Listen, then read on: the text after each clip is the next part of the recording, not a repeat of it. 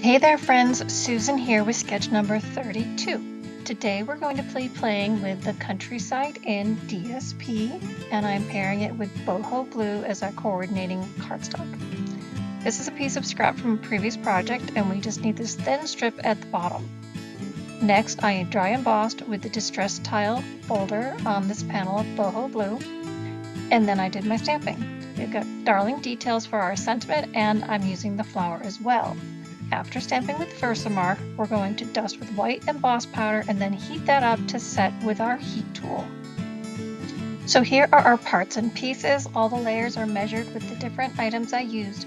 Remember, all the details can be found on the mini tutorial. Just use the link below to subscribe. Okay, let's put our card together. First, we always start by folding our card in half and use that bone folder to give it a good crease. Then we're going to use liquid adhesive to put these two panels together.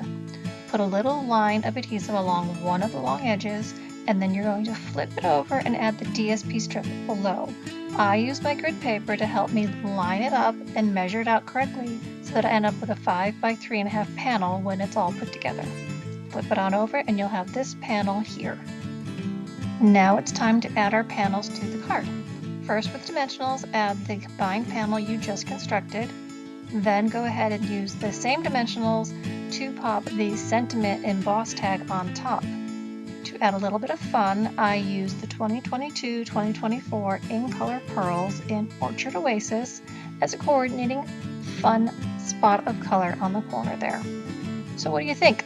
Here's our final card for sketch number 32. Leave me a comment and let me know.